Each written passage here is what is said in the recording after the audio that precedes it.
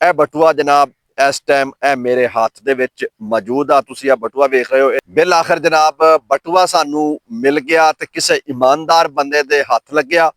अस्सलाम वालेकुम जनाब, की हाल चाल है? तुसी देख रहे हो जफर विलेज लाइफ ते मैं जफर हुसैन। मेरे छोटे भाई दा पिंड दे विच जनाब बटूआ जिहड़ा ना ओ गुम हो गया। बड़ा लभ्या, लब के थक गए आ।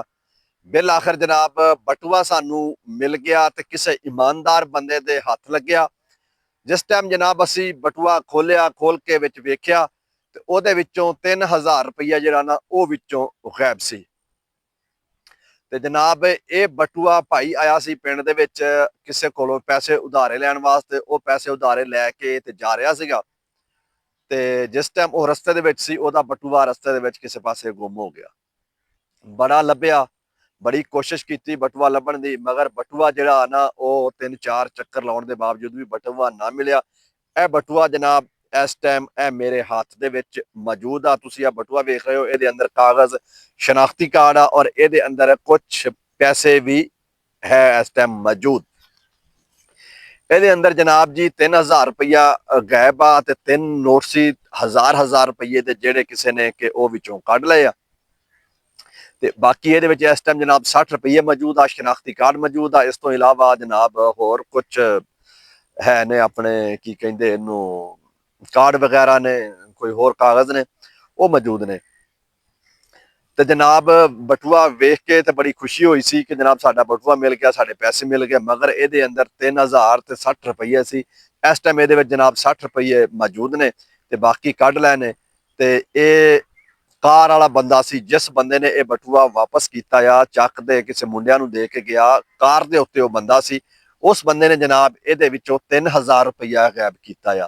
ਮਜ਼ਦੂਰ ਬੰਦਾ ਆ ਭਾਈ ਮੇਰਾ, ਮਿਹਨਤ ਮਜ਼ਦੂਰੀ ਕਰਦਾ, ਮਿਸਤਰੀਆਂ ਦਾ ਕੰਮ ਕਰਦਾ ਔਰ ਕਿਸੇ ਕੋਲੋਂ ਉਧਾਰੇ ਪੈਸੇ ਲੈ ਕੇ ਜਾ ਰਿਹਾ ਸੀ, ਜਿਹੜਾ ਕਿ ਬਟੂਆ ਗਿਰਨ ਦੀ ਵਜ੍ਹਾ ਤੋਂ ਉਸ ਬੰਦੇ ਨੇ ਕੱਢ ਲਿਆ।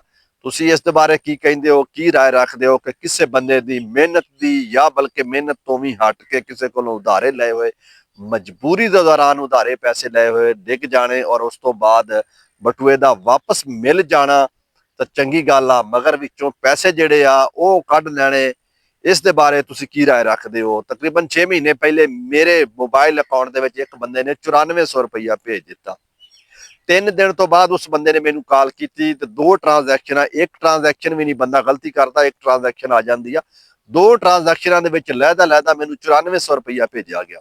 3 ਦਿਨ ਤੋਂ ਬਾਅਦ ਬੰਦਾ ਕਾਲ ਕਰਦਾ, ਕਹਿੰਦਾ ਯਾਰ ਇਸ ਤਰ੍ਹਾਂ ਮੇਰੀ ਵਾਲਦਾ ਬਿਮਾਰ ਸੀਗੀ, ਸਾਨੂੰ ਪਤਾ ਨਹੀਂ ਲੱਗਿਆ, ਅਸੀਂ ਗਲਤੀ ਦੇ ਨਾਲ ਜਿਹੜਾ ਨਾ ਪੈਸੇ ਤੇਰੇ ਅਕਾਊਂਟ ਦੇ ਅੰਦਰ ਅਸੀਂ ਪੈਸੇ ਟ੍ਰਾਂਸਫਰ ਕਰ ਦਿੱਤੇ ਆ ਤੇ ਤੇਰੇ ਅਕਾਊਂਟ ਦੇ ਵਿੱਚ ਪੈਸੇ ਆਏ ਆ। ਮੈਂ ਕਿਹਾ ਜੀ ਬਿਲਕੁਲ ਮੇਰੇ ਅਕਾਊਂਟ ਦੇ ਵਿੱਚ ਪੈਸੇ ਆਏ ਆ।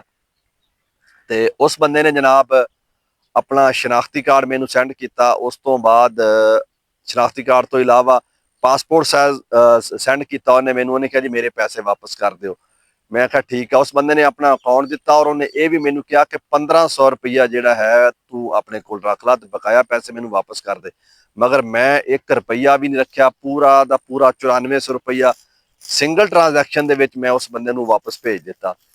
ਤੇ ਇਹ ਜਨਾਬ ਸਾਡੇ ਹੀ ਇਲਾਕੇ ਦੇ ਅੰਦਰ ਬਟੂਆ ਗੁੰਮ ਹੋਇਆ ਔਰ ਬਟੂਆ ਦੇ ਦਿੱਤਾ ਤੇ ਪੈਸੇ ਇਹਦੇ ਵਿੱਚੋਂ ਕੱਢ ਲਏ ਉਸ ਬੰਦੇ ਨੇ।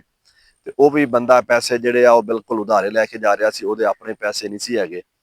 ਤੇ ਇਹ ਹਾਲਾਤ ਆ ਜਨਾਬ। ਅੱਜ ਕੱਲ ਇਮਾਨਦਾਰੀ ਜਿਹੜੀ ਆ ਉਹ ਸਾਡੀ ਇਸ ਹੱਦ ਤੱਕ ਪਹੁੰਚ ਚੁੱਕੀ ਆ ਕਿ ਲੋਕ ਜਿਹੜੇ ਆ ਹੱਥਾਂ ਦੇ ਵਿੱਚੋਂ ਖੋ ਰਹੇ ਆ। ਇਹ ਤਾਂ ਫਿਰ ਗੁੰਮ ਹੋਇਆ ਬਟੂਆ ਸੀ। ਅੱਜ ਦੀ ਮੇਰੀ ਇਹ ਕਹਾਣੀ, ਇਹ ਵਿਲਾਗ ਤੁਹਾਨੂੰ ਕਿਸ ਤਰ੍ਹਾਂ ਦਾ ਲੱਗਿਆ, ਇਸ ਹਵਾਲੇ ਦੇ ਨਾਲ ਕਮੈਂਟ ਕਰਕੇ ਤੁਸੀਂ ਲਾਜ਼ਮੀ ਦੱਸਣਾ ਆ ਔਰ ਮੇਰੇ ਚੈਨਲ ਨੂੰ ਸਬਸਕ੍ਰਾਈਬ ਵੀ ਲਾਜ਼ਮੀ ਕਰਨਾ ਔਰ ਵੀਡੀਓ ਨੂੰ ਲਾਈਕ ਸ਼ੇਅਰ ਲਾਜ਼ਮੀ ਕਰਨਾ। ਓਕੇ, ਅੱਲਾ ਹਾਫਿਜ਼।